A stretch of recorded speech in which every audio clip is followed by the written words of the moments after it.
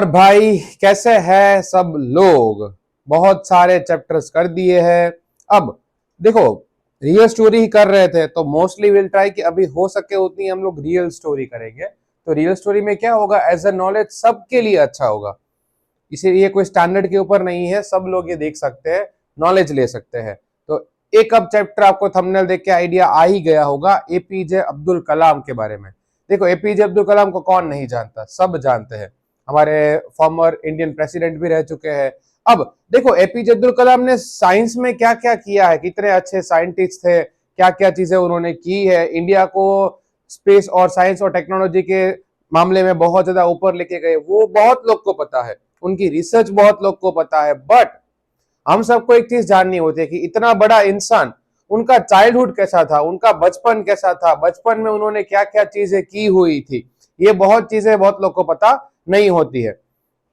हो सकता है आप में से किसी ने उनकी जो एक बुक जो उन्होंने लिखी थी, विंग्स ऑफ फायर, जिसको हम लोग बोलते हैं उनकी ऑटोबायोग्राफी। देखो, ऑटोबायोग्राफी का मीनिंग क्या होता है कि जो पर्सन खुद की लाइफ के बारे में लिखे उसको हम लोग बोलते हैं ऑटोबायोग्राफी। जैसे नेल्सन मंडेला ने भी लिखी हुई थी a long walk to freedom, वैसे ही इन्होंने लिखी हुई थी विंग्स ऑफ फायर।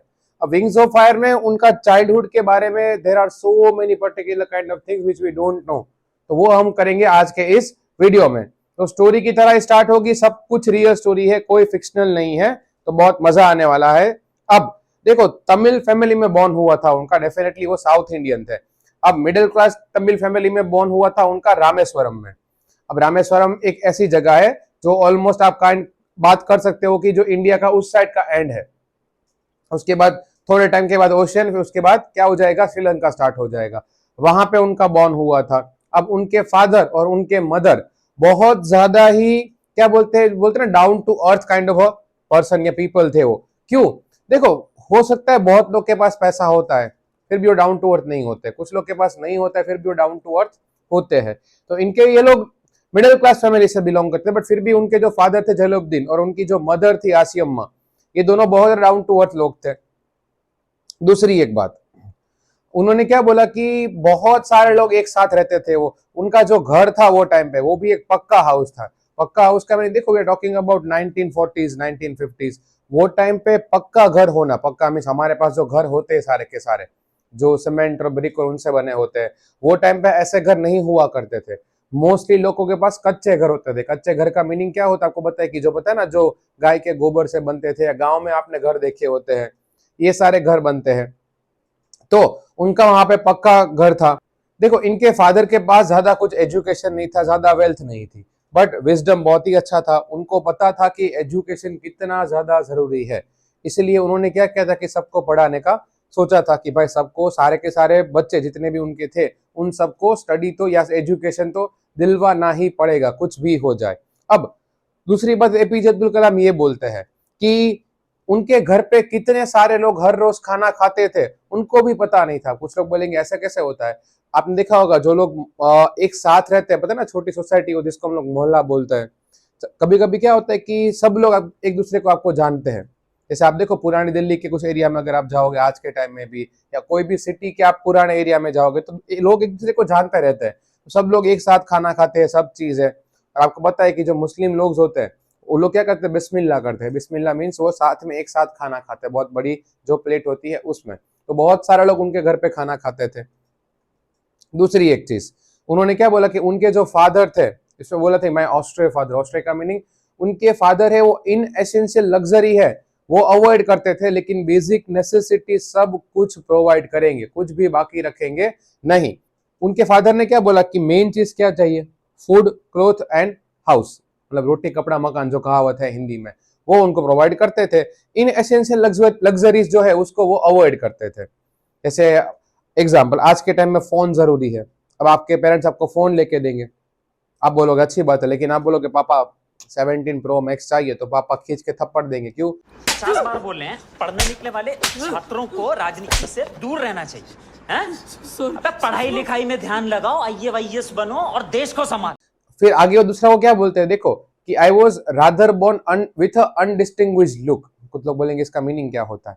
देखो, उनके फादर और मदर वो हैंडसम थे, मतलब अच्छे दिखते थे, बट सामने कॉन्ट्रास्ट में अगर देखो तो एपीजे अब्दुल कलाम इतने अच्छे नहीं दिखते थे, बट कोई फर्क नहीं पड़ता, बट वो खुद ये मानते थे। इसलिए उन्होंने क्या बोला, अनडिस्टिंग्विश लुक, कि कोई मानेगा नहीं कि ये इनका बेटा है। तो अनडिस्टिंग्विश लुक थे उनके, बट उन्होंने क्या क्या अचीव किया which we all know that really well. उसके बाद वो अपने एंसेस्ट्रल होम में रहते थे। एंसेस्ट्रल का मीनिंग क्या होता है, हमारे ग्रैंड पेरेंट्स का या ग्रेट ग्रैंड पेरेंट्स का घर होते हैं, उसमें वो लोग रहते थे सब लोग एक साथ। अब बेसिक नेसेसिटी सारी प्रोवाइड करते थे, इसलिए वो खुद भी मानते कि वो पुअर फैमिली से बिलोंग नहीं करते थे, but at least middle class family से बिलोंग करते थे। अब तो इसलिए उनका जो चाइल्डहुड था वो मटेरियली और इमोशनली दोनों के दोनों चाइल्डहुड कैसा था, उसका चाइल्डहुड कैसा था, सिक्योर था एकदम। अब उसके बाद क्या हुआ कि जब 1939 में जब सेकेंड वर्ल्ड वॉर स्टार्ट हुई, तो अचानक से क्या हुआ कि टर्मराइन सीड्स जो होते हैं, वो सीड्स की वैल्यू क्या हो गई, मार्केट में बहुत ज्यादा बढ़ गई। अब रामेश्वरम जो एरिया था वहां पे इतना इफेक्ट नहीं होता था, बट जब वॉर होगा, देखो कभी कभी कहीं पे वॉर होती है ना, तो sometimes will think as a country man कि यार हमें क्या फर्क पड़ता है, बहुत फर्क पड़ता है।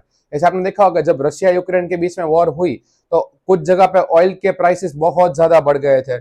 जैसे Ukraine is one of the largest exporter of wheat, तो व्हीट के प्राइस बहुत जगह पे बढ़ गए थे। तो पूरे वर्ल्ड में फर्क तो पड़ता है, because we all are depends on import and export, तो बहुत फर्क पड़ता है।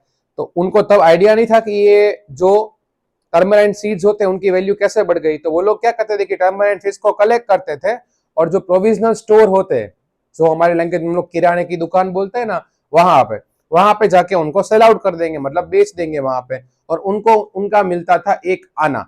देखो आना एक करेंसी है, आपको पता नहीं होगा, बट पहले के टाइम पे करेंसी आती थी ऐसा एक आना, जिसका मतलब होता है 6 पैसा, 1 रुपया भी नहीं होता है पूरा।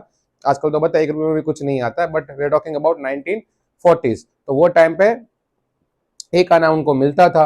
उसके बाद नेक्स्ट क्या हुआ कि उनका जो ब्रदर इन लॉ था, ठीक, मुंह से सुपारी निकाल के बात कर रहे बाबा, ठीक है, या उनका उसके बाद उनके ब्रदर इन लॉ जलालुद्दीन था, वो उनको सारी चीजें बताता था दिनामणि की। अब कुछ लोग बोलेंगे दिनामणि क्या होता है। दिनामणि वो टाइम का न्यूज़पेपर था जिसमें न्यूज आती थी, तो उनसे उनको वर्ल्ड वॉर 2 के बारे में सब चीजें पता लगती थी कि ओके ऐसा ऐसा सब चीजें चल रही है। और धीरे धीरे जो इंडिया है उनको एलाइड फोर्सेस होती है। एलाइड फोर्सेस का मीनिंग होता है जो हमारे दोस्त लोग होते हैं, जिनके साथ हमें हाथ मिला के वॉर लड़नी पड़ेगी। और आपको पता है कि वो टाइम पे हम लोग ब्रिटिश इंडिया थे। जब एपीजे अब्दुल कलाम का बॉर्न हुआ और उनका जब चाइल्डहुड था, तो आपको ये याद रखना पड़ेगा कि he is talking about British India, तब हम लोग इंडिपेंडेंट नहीं हुए थे। उसके बाद उनका जो कजिन था शमसुद्दीन, उन्होंने क्या बोला कि एक ट्रेन जाती थी धनुषकोडी से लेके रामेश्वरम से होके। अब ट्रेन होता क्या था, देखो वो टाइम में आपको पता ही है कि वो टाइम पे इंडियंस और ब्रिटिशर्स के बीच में बहुत ज्यादा प्रॉब्लम चल रहे थे, बहुत ज्यादा। तो आपने बहुत बार सुना होगा हिस्ट्री में कि फिर ऐसे एग्जाम्पल, सबसे मेन चीज जो आपको पता ही होगी, जब जलियांवाला बाग हुआ उसके बाद लोग बहुत ज्यादा गुस्से में आ गए थे। उसके बाद जब भगत सिंह को फांसी लग गई उसके बाद भी और गुस्सा था। तो बहुत जगह पे क्या होता था कि जो ब्रिटिशर्स की ट्रेन आ रही होती है उनको रोकते थे, लूट लेते थे, या पुलिस स्टेशन है, पोस्ट ऑफिस है, उनको जला देते थे, बिकॉज लोगों के अंदर गुस्सा था और definitely they were not wrong at that time. अब पहले क्या होता था कि रामेश्वरम में ट्रेन रुकेगी, उसके बाद जो न्यूज़पेपर आएंगे सारे के सारे, वो न्यूज़पेपर सब जगह पे बटते थे। अब 2 बार ट्रेन रोक ली गई, तो अब तो वो ट्रेन रुकेगी नहीं। तो उसके कजिन जो शमसुद्दीन, जो मैं आपको नाम बता रहा हूं, उन्होंने क्या बोला कि I am gonna need your help. बोले तेरी मुझे हेल्प चाहिए होगी। हेल्प किसके बारे में चाहिए होगी कि जब ट्रेन आएगी तो अब ट्रेन रुकेगी नहीं, वो ट्रेन में से क्या होगा, मूविंग ट्रेन में से न्यूज़पेपर है वो बाहर फेंकेंगे ऐसे, और उनको कलेक्ट करना है। और कोई ऑप्शन था नहीं। तो एपीजे अब्दुल कलाम ने बोला कोई बात नहीं, बोले I will help you out. और वो दोनों वहां पे जाते थे, जैसे ही ट्रेन आएंगी मूविंग ट्रेन में से न्यूज़पेपर वो लोग फेंकेंगे, इसको कलेक्ट करेंगे, फिर आगे जहां जहां देना होता है वहां पे देखे आएंगे। और इसी तरह एपीजे अब्दुल कलाम ने अपना सबसे पहले जो पैसे बोलते हैं ना कि the first wages of your life, वो उन्होंने कमाया था। और देखो ये होता ही है, वो खुद बोलते हैं अपनी ये बायोग्राफी में कि I still remember the first wages which I have earn on my own, I felt really proud. अब ये हो, देखो ये बहुत लोग ने जिन्होंने ऑलरेडी स्टार्ट कर दिया उनको पता होगा, आपकी जो पहली कमाई होती है ना, उसका जो एक एंजॉयमेंट, डजंट मैटर वो 10 रुपए है, 1000 है, 10,000 है, कोई फर्क नहीं पड़ता है, but it's your own money. आपने जो हार्डवर्क करके जो पैसे कमाए उसका जो मजा होता है ना, वो अलग ही मजा होता है। ये बड़ी अच्छी बात कही आप। हम लोग बोलते हैं ना कि मैं जैसे पैसे कमाना स्टार्ट करूंगा, मैं ये करूंगा, वो करूंगा, ये ले लूंगा, वो ले लूंगा। आप कुछ नहीं लोगे। सबसे पहले फर्स्ट टाइम जब आप पैसे कमाओगे ना, ठीक है, आपके पास रखोगे, you even won't give it to anyone. Why? Because it's your money, आप किसी को नहीं दोगे। इसलिए मैं गरीब हूँ। एपीजे अब्दुल कलाम क्या बोलते हैं कि अभी भी मुझे याद है कि वो जो फर्स्ट टाइम मैंने पैसे कमाए थे ना, ठीक है, it was the best ever. उसके बाद एपीजे अब्दुल कलाम क्या बोलते हैं कि देखो, सबके सब लोग, चाहे कोई भी पर्टिकुलर पर्सन हो, वो एक सोशियो इकोनॉमिक पर्टिकुलर कल्चर में बॉर्न होते हैं। अबे जल्दी बोल, कल सुबह पनवेल निकलना है। उन्होंने क्या बोला कि उनके फादर और मदर दोनों के पास इतना एजुकेशन नहीं था, बट विजडम बहुत ही अच्छी थी। देखो उन्होंने क्या इनहेरिटेड किया था, अपने फादर से उन्होंने ऑनेस्टी और सेल्फ डिसिप्लिन, और अपने मदर से गुडनेस एंड काइंडनेस। ये दोनों सारी चीजें उन्होंने क्या की थी, इनहेरिट की थी। मतलब उनके पेरेंट्स ने उनको ऐसे संस्कार दिए थे कि ये चीज कभी आपको भूलनी नहीं है। अब दूसरी बात आते हैं आगे, ये हो गए चाइल्डहुड की बात। अब थोड़े जब बड़े हो गए, अब उनके 3 फ्रेंड थे, तीनों बेस्ट फ्रेंड, मतलब टोटल 4 थे, चारों के चारों बेस्ट फ्रेंड थे। अब चारों के, देखो सबका नाम आपको याद रखना पड़ेगा और एज ए नॉलेज भी आगे काम में आएगा। अब इनके 3 फ्रेंड का नाम क्या है? एक था शिव प्रकाशन, एक था अरविंदन, और एक था रामानंद शास्त्री। ये तीनों के तीनों उनके बेस्ट फ्रेंड थे। अब रामानंद शास्त्री जो थे, उनके जो फादर पक्षी लक्ष्मण शास्त्री, वो रामेश्वरम का जो सबसे बड़ा मंदिर था, सबसे बड़ा टेम्पल, वहां पे पंडित थे वो। और तीनों के तीनों ब्राह्मण फैमिली से बिलोंग करते थे। और एपीजे अब्दुल कलाम मुस्लिम थे, तो उन्होंने वही बोला कि बिकॉज ऑफ आवर रिलीजन, हमारे बीच में कभी भी ऐसा कोई, जो आजकल आप बहुत चीजें देखते रहते हो, होता रहता है, ठीक है, कोई टकराव नहीं था, या ऐसा कोई माइंड में किसी को नहीं था कि ये ब्राह्मण से, ये मुस्लिम से, ऐसा कुछ भी था नहीं। सब लोग साथ में मिलकर रहते थे। अब मैंने आपको पहले ही बता दिया कि रामानंद शास्त्री के फादर क्या करते थे। उसके बाद देखो, कभी कभी आपको पूछेंगे कि उनके तीनों फ्रेंड थे, उन तीनों फ्रेंड का ओकेशन क्या था या प्रोफेशन क्या था। तो फिर रामानंद शास्त्री थे, उन्होंने क्या किया कि प्रीस्टहुड टेक ओवर कर लिया। बहुत लोग अपने फादर का सेम बिजनेस लेते हैं ना, तो उन्होंने भी वही किया कि उसके पापा तो पंडित थे ही रामेश्वरम टेम्पल में। उसके बाद जो रामानंद शास्त्री थे, वो खुद भी कहाँ चले गए, उनके टेम्पल में चले गए, वो भी खुद पंडित बन गए। उसके बाद जो अरविंदन था, उनका क्या बिजनेस था, ठीक है, ट्रांसपोर्ट का बिजनेस था। जो पिलग्रिम्स आते हैं सारे के सारे, पता है ना, उन लोग के लिए ट्रांसपोर्ट अरेंज करना पड़ता है, उसमें चले गए। उसके बाद जो लास्ट था उनका फ्रेंड शिव प्रकाशन, वो कहाँ चला गया, वो केटरिंग बिजनेस में चला गया। सदर्न रेलवेज में जो केटरिंग कॉन्ट्रैक्टर होता है ना, आपको पता है कि जो रेलवेज होती है ना, उसमें भी जो केटरिंग होती है, आजकल तो पता है केटरिंग की हालत क्या क्या चल रही है हमें, बट उसमें कॉन्ट्रैक्ट होते हैं पर्टिकुलर पर्सन को। तो उनका जो कॉन्ट्रैक्ट था वो किसने ले लिया, सदर्न रेलवेज का, उनके तीसरे फ्रेंड ने ले लिया। अब देखो रामेश्वरम में हर साल क्या होता था कि एक सेरेमनी होती थी, श्री सीता रामा कल्याणम सेरेमनी। कुछ लोग बोलेंगे ये क्या होता है, आपको पता है ना, राम जी जो भगवान होते हैं, ठीक है, उनको लेके जाती है। एक पर्टिकुलर काइंड ऑफ रिचुअल्स है जो बहुत सारे लोग फॉलो करते हैं। और आपको पता है कि आज के टाइम में भी सबसे ज्यादा जो टेम्पल है वो कहाँ पे देखने मिलेंगे आपको, साउथ इंडिया में देखने मिलेंगे। तो वहां पे भी वैसा ही था। तो इवन एपीजे अब्दुल कलाम की जो फैमिली है, वो भी क्या करती थी, जो बोट्स होती है, मतलब पिलग्रिम्स जो होते हैं, मतलब भक्त लोग जो, उनको एक जगह से दूसरी जगह पे लेके जाने के लिए क्या करते थे, वो भी ट्रांसपोर्ट अरेंज करते थे। Just think about it. और उसके बाद उन्होंने क्या बोला कि जब हम लोग रात को सोते थे, तो उनकी जो दादी थी, ग्रैंड मदर, उनकी बेड टाइम स्टोरी क्या होती थी, एक तो रामायण की और दूसरा प्रॉफिट की, मतलब प्रॉफिट जो इन लोग के भगवान होते हैं वो, और दूसरा रामायण, दोनों के दोनों उनको वो सुनाते थे। तो इसलिए उनकी लाइफ देखो पहले से ही ऐसी थी, उनके बीच में कोई रिलीजियस चीजें, ये चीजें ऐसा कुछ था ही नहीं पहले से। बिकॉज जैसा आपका अपब्रिंगिंग होगा वैसा आप आगे जाके बनोगे। इसलिए उन्होंने क्या बोला कि उनके अपब्रिंगिंग में उनके पेरेंट्स का बहुत बड़ा हाथ है। आप करते हैं 2 hours later. अब आगे देखो क्या हुआ। एक बार जब वो 5th स्टैंडर्ड में थे रामेश्वरम एलिमेंट्री स्कूल में, तब क्या हुआ कि एक टीचर आए। अब वो टीचर थे, वो थोड़े ओल्ड मेंटालिटी वाले थे, पता है ना, बहुत सारे टीचर्स होते हैं जो ओल्ड मेंटालिटी वाले होते हैं। अब ये बैठते थे किसके बाजू में, उसका जो बेस्ट फ्रेंड था रामानंद शास्त्री, उसके बाजू में बैठते थे। अब रामानंद शास्त्री वो थ्रेड पहनेगा, पता है ना, जिसको हम लोग जन्नू ही बोलते हैं, जो ब्राह्मण्स लोग पहनते हैं, और ये बैठते थे बाजू में। अब वो मुस्लिम थे, तो मुस्लिम पता है ना, वो जो व्हाइट कैप पहनते हैं वो पहनते थे। और ये देख के जो नए टीचर आए थे, उनको बिल्कुल भी ये अच्छा लगा नहीं कि एक ब्राह्मण का बेटा एक मुस्लिम के बेटे के बाजू में कैसे बैठ सकता है। तो उन्होंने क्या किया कि जो एपीजे अब्दुल कलाम थे, उनको वहां से उठाया और उनको बोल दिया कि तुझे लास्ट बेंच जाके बैठना है। अब ये देख के रामानंद शास्त्री को भी बिल्कुल अच्छा नहीं लगा और एपीजे अब्दुल कलाम को भी अच्छा नहीं लगा, दे वर क्राइंग। और फिर इन दोनों ने जाके अपने अपने पेरेंट्स को ये बात बताई कि आज स्कूल में ऐसा ऐसा हुआ है। अब सबसे पहले तो जो रामानंद शास्त्री के फादर थे पक्षी लक्ष्मणा शास्त्री, वही स्कूल पे आ गए और उन्होंने ही किसको बोला, वो टीचर को डांटा, जो यंग टीचर नए नए आए थे उनको क्या बोला कि आप बच्चों के माइंड में ऐसे रिलीजियस टॉलरेंस जो होते हैं, ठीक है, ये रिलीजियस चीजें मत भरो और ये इनटॉलरेंस नहीं चलेगा। ये चीजें आप जो कर रहे हो, ठीक है, एक टाइप का हेटरेट जो आप बच्चों के माइंड में भर रहे हो, दैट्स द टोटली रॉन्ग। बोले यू हैव टू अपोलोजाइज और लीव द आइलैंड। बोले या तो तुम माफी मांगो बच्चों से या फिर ये आइलैंड छोड़ के चले जाओ। और वो टीचर को अपनी गलती का एहसास हो गया और फिर उसके बाद आगे ऐसा कभी हुआ नहीं। अब ये सब चीजें तो हो रही थी। अब उनके एक और टीचर थे, साइंस टीचर, जो उनकी लाइफ के one of the best person he has ever met, वो खुद ऐसा बोलते हैं, जिसका नाम था Shiv Subramaniam Iyer. Definitely South Indian थे तो नाम थोड़ा आपको वैसे ही देखने मिलेगा।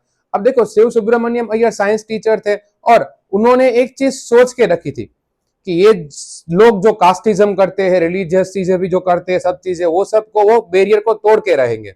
और वो एपीजे अब्दुल कलाम को हर बार वही बोलते थे कि Kalam, I want you to be the in the top of the world with the really good people.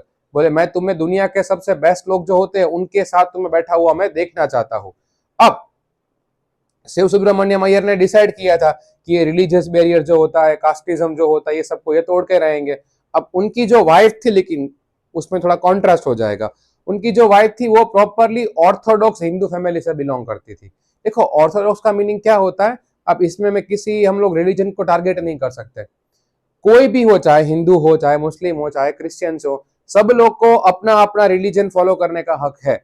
और definitely they are not wrong, उसमें वो लोग रॉन्ग भी नहीं है, मैं भी मानता हूँ। सबकी अलग अलग चॉइस होती है, सबके अलग अलग थॉट प्रोसेस होता है, ये मैं आपको क्लियरली बोल रहा हूँ, तो आप अपने अकॉर्डिंग सोच सकते हो। अब उनकी वाइफ को जब पता चला, अब हुआ क्या कि शिव सुब्रमण्यम अय्यर ने एपीजे अब्दुल कलाम को ये बोला कि तू मेरे घर पे खाना खाने के लिए आ।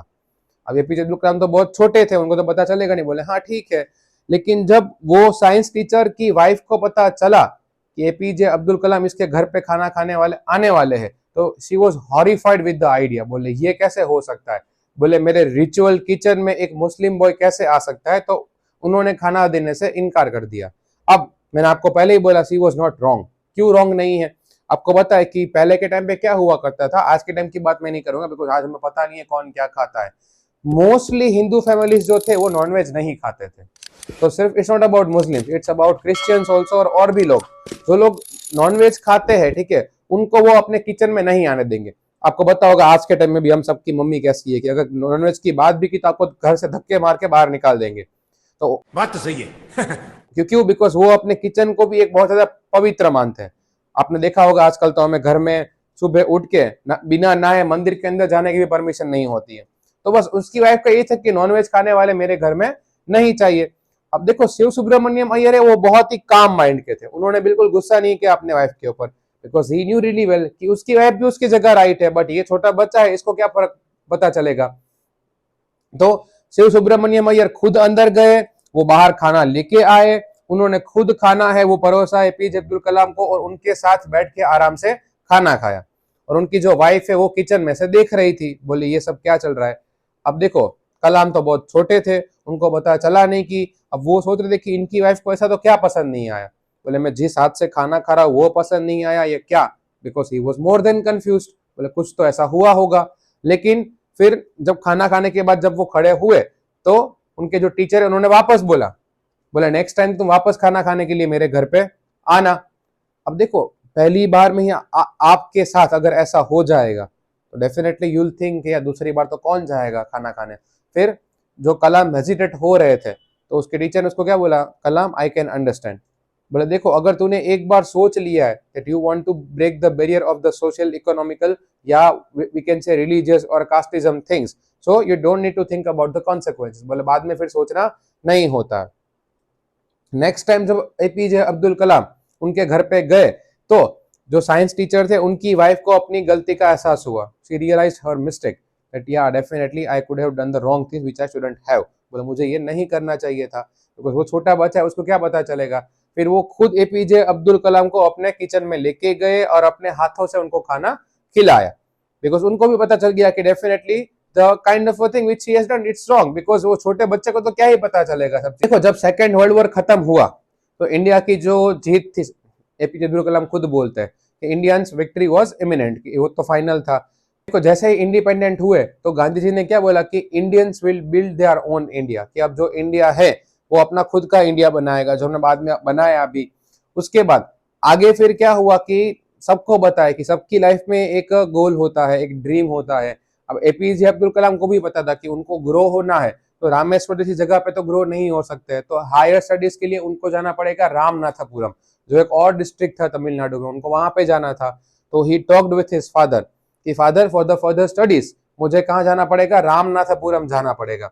अब एज यूजुअल आपको पता ही होगा फादर का तो फिर भी क्या होता है कि समहाउ मान जाते हैं वो, उनको इतना फर्क नहीं पड़ता, बट प्रॉब्लम क्या होता है हमारे मदर को। तो उनकी जो एजिटेड मदर थी उनको एपीजे अब्दुल कलाम के फादर ने एक खालिल गिबरान का एक कोट बताया, बोले your children are your children, see they came through you but not from you. ठीक है कि डेफिनेटली, अब कुछ लोग बोलेंगे इसका मीनिंग क्या होता है, बता रहा हूं।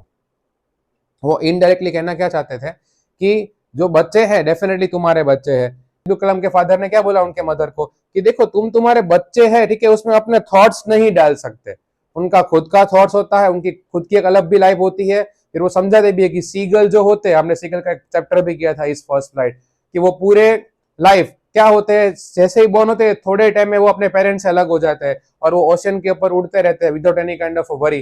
तो वैसे ही सीगल को इतना फर्क नहीं पड़ता, तो हमें भी इतना फर्क नहीं पड़ना चाहिए, और हमारे बच्चे जो है उनको ग्रो करने के लिए हमें उनको आगे जाने देना चाहिए। बस ये चीज करके यहाँ पे एपीजे अब्दुल कलाम अपनी जो स्टोरी है विंग्स ऑफ फायर का एक छोटा सा पार्ट उनके चाइल्डहुड का, वो यहाँ पे करते हैं वो खत्म। आई होप यहाँ तक सब कुछ क्लियर हो गया होगा आप सब लोगों को। पूरी आपकी जो रियल स्टोरी थी एपीजे अब्दुल कलाम के चाइल्डहुड के बारे में वो मैंने आपको बता दी। दूसरी एक बात, नेक्स्ट जो भी मोस्टली वीडियोस आने वाले हैं वो रियल स्टोरी के ऊपर ही वीडियोस आने वाले हैं। एक दिवाली के ऊपर एक सरप्राइज भी आप लोग के लिए, एक नॉलेज सीरीज भी लॉन्च करूंगा मैं, बट एग्जैक्टली क्या है वो मैं वीडियो आएगा तभी आपको पता चल जाएगा। अब नेक्स्ट कुछ वीडियोस है वो सिर्फ और सिर्फ रियल स्टोरी पे ही आएंगे, सो ये सबके लिए है, इट्स नॉट कि किसी स्टूडेंट्स के लिए है या किसी और के लिए, सब लोग इसको देख सकते हैं। वीडियो अच्छा लगा है तो आई नो आप शेयर कर सकते हो अपने फ्रेंड के साथ, सबको बता सकते हो कि इस तरह पूरे वीडियोस हम लोग बनाते हैं एआई का यूज करके, अलग अलग वीडियोस एंड फोटोज, तो आपके लिए और अच्छा रहेगा समझने में। अब बाकी जो बाकी वो भी नेक्स्ट लेक्चर में आ जाएंगे। इसमें कोई डाउट तो होगा ही नहीं, बट स्टिल हो तो आपको अब पता चल ही गया है आपको करना क्या है। तो आज रखते हैं इतना, बाकी सीधा करेंगे हम लोग नेक्स्ट वीडियो में। चलो जय हिंद।